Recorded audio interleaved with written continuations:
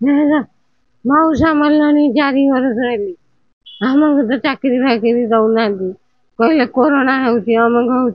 Pension ना चाकरी ना कि कहले आम कलेक्टर पाक लिखिक दौचु कलेक्टर पाक लिखिक देले कलेक्टर लिखिक देले 2 मास 2.5 मास खंडे हम कहते आज देवु काली देवु तुम घर को जा पुह सदा बेले आउची मु 2 थर आईली आज मुझे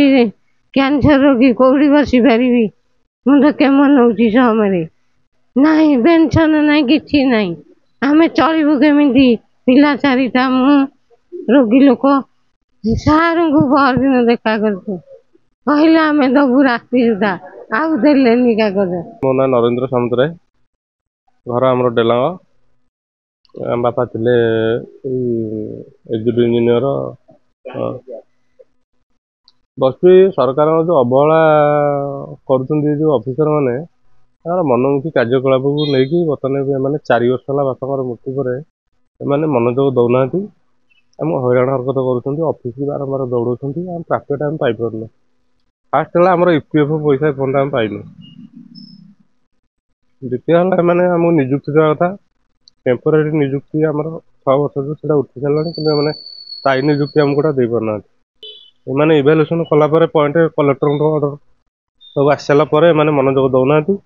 आज देव काली देव सी ऑफिस मत दौड़ा पड़ू ये डीसीपी जन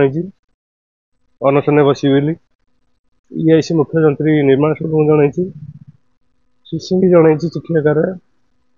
एग्जीक्यूटिव इंजीनियर को जन आम पुरी कलेक्टर को एमएलए को मिनिस्टर पूर्त विभाग पृथ्वीराज श्रीजुक्त पृथ्वीराज हरिचंदन जनला मैंने मनोजोग दौना 4 वर्ष है आमर कैंसर पीड़ित बारंबार दौड़ी ऑफिस स्थायी निजुक्ति बर्तमान मत मिल पार ना आज देवा काली देवा सब डॉक्यूमेंट थी मैंने मनोवृत्ति दौना ऊपर अफसर कथा मानुना ये डीओ जी अच्छा सी कहते यहाँ हेनी से हेनी कागज पत्र सब सरिकी इनक्वारी सरिकी आसी सारापर से मनोजोग दौना जहाँफल आमको अणदेखा कर कहते आज देवु काली देवु एमती खाली टाइम गढ़े चलते मुझे 4 वर्ष है दौड़ी ऑफिस की बारंबार दौड़ा पड़ू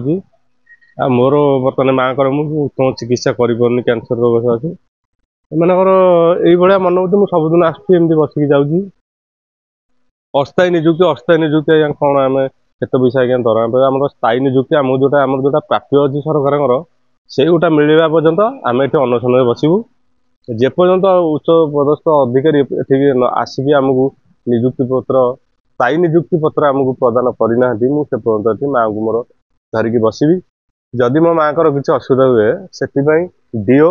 एवं निर्वाही जंत्री विभाजन रास्ता गृह विभाजन 2 ये दायी रही।